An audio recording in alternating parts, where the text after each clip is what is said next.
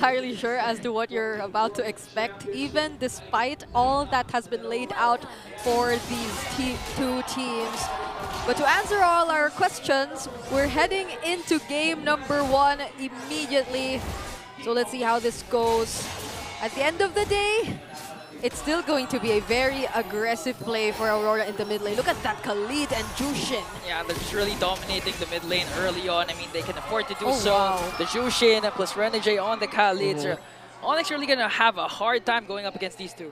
Yeah, at the center of the map. That's one of the saving graces for Aurora, the fact that the Kali and the Jushin together will be able to outpoke and actually mess up the Gacha. In terms of the emblems, all good, although it is a Master Assassin for Dom and Kite. Bargain Hunter Inspire still the go-to approach for all pirates so far. Man, Yue continuing to be a thorn in the neck of ONIC. I mean, we're not used to seeing Brusco and Super Prince at this point of the game having a hard time in the middle lane, but King Kong wants to go for the burst. Forces out Renegade's flicker. Look at everyone just meeting here in the mid lane in as early as 1 minute.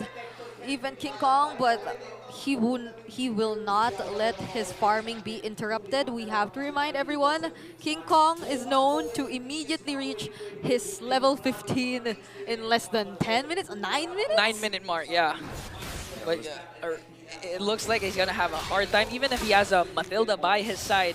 With the way the mid duo of Aurora is playing, ONIC can't rotate that much faster. Just look at this. Renegade and Yue zoning out 3 members of ONIC. Gonna catch Brusco once again, but this time Demon Guide's in the picture. Revitalize is there, but he's not gonna out-sustain the damage coming in from 4 members. Brusco got saved by the Monster Mage. A monster save for Super Prince. And nothing Happens. No one died. And all that. But still, Aurora, I mean, they're able to control the turtle pit, so they definitely will take it for themselves. But Renegade. First death of the game was the turtle, followed up by Renegade as the second. So, of course, typical ONIC strat, balance things out. If you lose one sequence, all right, they're going to be going to the objective. What else can we get? Just a good timing for them that Renegade was in that portion of the river, looking like he was trying to get some control on the upper quadrant of the map so that Dom and Kite can be safe from any potential ganks in his lane. Yeah, but I mean, look at how Aurora's denying the rotations from ONIC Philippines. It's very unusual to see them being controlled by the opponents, them being limited by the opponents, to a point where I feel like Dom and Kite has been successful in controlling the lane against Kelra even. I mean, honestly, it's kind of being frequent so far for ONIC to be on the backside, but wait a minute, Kelra though. Luckily, Brusco was there, Renegade a bit too deep, Super Prince as well, forcing out the flicker, but he's not gonna escape once again. Super Prince as he picks up another kill. Kelra was almost brought down. He was down to like 10% health up top. Yeah, if Renegade survived that, I don't know anymore. But now they are able to protect Kelra. So looking at the goal differences so far, it's not that significant. But Dom and Kite, oh, that was close. I mean, imagine Renegade was up top too deep. At least he could pop the Purify of Kelra, but still unpopped. Meanwhile, Dom and Kite used already his flicker, but here comes Aurora trying to work on Brusco AOG defensively. But again, no casualties. Nothing happened for Aurora. You know how I was wondering, where is ONIC going? Wait, let me ask that question later, okay? Because I feel like they're about to engage in another team fight. Sandstorm gonna connect, but onto Brusco alone. Kelra has to walk away here. Another save coming in with the Super Prince. One more hit and gets burned down by a US. Super Prince might be the next target. And Aurora finally picks up 2, but here comes King Kong up against 3.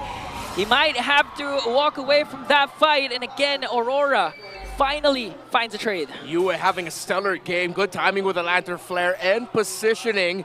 Him and Renegade have been on point right now with their rotations. Kurt in the red. Oh no. Now we're seeing Kelra not being able to do the usual things he's able to do in his own lane. They're so focused on the gold lane, and it feels like Kelra's being limited so much, and this is another turtle that could go into Aurora's hands. Dom and Kite has been handling the lane very well, and Aurora have been timing their rotations to help Domeng to the point where now Dom and Kite has won the laning phase against Kelra. Yep. So earlier we were thinking about how could ONIC potentially deal with all this?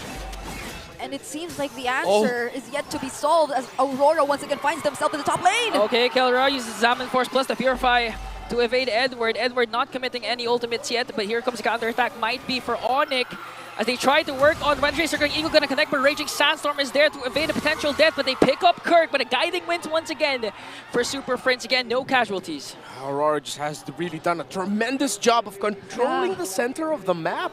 Yue and Renegade again, they really set the tempo, and Demon Kite seems like he's just always been showing up at the right time. Meanwhile, at the bottom, Wait. AOG, all 3 ultimates used up by ONIC, but Demon Kite remains unscathed, unbothered. That's huge resources wasted. And now the counterattack coming in from Aurora. They're trying to work on Super Friends as he pops the Circling Eagle, just trying to walk away. Edward might be able to cast a Fist Break and Fist Crack, but they're gonna try and just invade the purple buff. ONIC really relegated to their base at this point. yeah, Keller actually got taken down before the sequence in the bottom lane.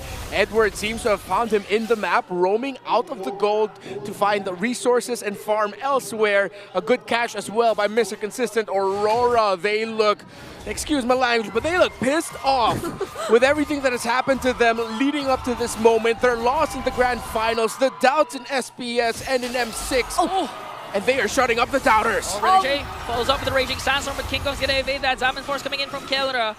And still, ONIC, I mean, they're using up a lot of resources, a lot of battle spells from the initiations of 1 Fist Break, 1 Fist Crack alone from Edward. Meanwhile, ONIC is having a hard time as Aurora's lead balloons up to 5K. And mind you, this has been a very low-scoring game. We've only seen 5 kills across the map in the past 6 minutes of the game, but it's gradually being controlled by Aurora MLBB. ONIC Philippines, we've seen them in a similar situation yesterday. They were clearly simply playing for the late game, but if you're looking at the late game, we haven't even seen Dominic Kite participate in any kills just yet. So even for Aurora, they also have a way to deal with the late game if ever it comes to that. Dominic has just been working on objectives. If you look at the map of ONIC, inhibitor left onto the bottom lane. Meanwhile, Aurora still has all their turrets intact, and now they're trying to look and take down this mid lane turret as ONIC desperately trying to defend. Look at Renegade. At any given moment, he can go in with the Raging Sandstorm. No flicker, but Brusco goes in with the AOG. This might be a counter-attack coming in from ONIC. Raging Sandstorm gonna connect. Edward, though, we're waiting for his combination, but Brusco will be able to sustain the damage coming in from Mr. Consistent. He's gonna bring down 1. Now King Kong just trying to work on Renegade. Edward versus Kirk. Who's gonna fall down first? Renegade, Demon Kite down, but Hewitt picks up a kill, forcing ONIC to retreat. The Badang pick going so well for Aurora. Edward on point with the fist breaks and has been breaking the tempo of team fighting for ONIC. And why do we see so much sustain from Aurora MLBB? Even when I would assume ONIC Philippines would also have the same level, there's a Matilda in their hands. But at the same time, the damage doesn't feel enough just yet for ONIC Philippines. Whenever they try to go in for an engage, there's a beautiful AOG. There's a beautiful Earth Shatter onward combo, but the follow-up doesn't seem to be enough just yet, not even when Super Prince is there. Yeah, the unfortunate thing about the lineup of ONIC is that they are very ulti-based, and their burst really comes mainly from the Nolan and the Harith. For Aurora, on the other hand, again, they're built for a longer, slow, front-to-back team fight with a marksman that can just freely hit. Just stand there, press button, you basic attack and deal damage. That's your job. And Aurora, again, they have the easier to pull off lineup. ONIC's lineup could have been terrifying to go up against, but since Aurora built up a lead very quick, we didn't get to see that point just yet. Yeah, so how does ONIC get inside the Lord Pit? I do not think they will find a way to contest that objective. They will have to defend. And looking at the gold lead, how rare is it to see a more than 5K gold lead against ONIC Philippines? Yeah, I mean, honestly, it's becoming more frequent. If you'd recall, against TLID, against SRG, and yesterday against TNC. But if you'd recall yesterday's game, you'd know that you can't just count out ONIC at any given moment because, you know, they can always turn the tide to their favor. good news for Aurora. It's going to take quite some time until they actually have to start worrying about that. When they're at around the, even when they're around the 40,000 and it's 35,000 for ONIC, they're still going to be okay. When it gets closer to the point where both teams are like around 50 to 45K, that's when they really have to worry about it. So Aurora, they've been sharp, they've been excellent. At this point, I don't see them messing this up. Yeah. So let's see how ONIC Philippines deals with this. They have to focus their resources onto taking down the Lord, but they seem to be going for a fight. Oh, AOG connects onto the middle. King Kong trying to find an angle onto Renegade as he used a quick sand guard. This might be an opening for ONIC. Kirk goes in with Earth Shatter Flicker combination, but Demon Guy bursts down Kirk. Here comes the attack onto Brusco, but a save again from Super Friends, and King Kong slaughters Demon Kite. A huge opening for ONIC Philippines. That was close. Yue hasn't used the Lantern Flare not until the last moments of the fight, or not until they knew that ONIC Philippines were going to be committed towards that fight. But even after all that, ONIC, they were still able to find their way to taking out Demon Kite. Okay, so the comeback scenario has gotten a little bit closer for ONIC right now. Aurora needs to start respecting a little bit more, but still, at the end of the day, Aurora's Badang, the fist break of Edward, and what he can dish out has really been breaking the tempo of team fighting for ONIC. And it seems like that's just the idea here for Aurora. ONIC are so good with team fighting, pick up heroes in the lineup that can make sure that the team fighting won't go so easy for ONIC Philippines. I wonder if Renegade knows. Oh my He's goodness. walking into an ONIC ambush. Oh, he does. He knows. Yeah. The crowd has See been there? screaming. He's not going to get baited. 3 items already locked in by both junglers. And in terms of the gold laner duel, Kelra is just down at around how much is that? Oh no, there's a considerable amount of gold. 2.2 and climbing is the lead of Domicide against the Harris. Yeah. Fortunately for ONIC Philippines, especially King Kong, given the low scoring game, he hasn't been taken out really.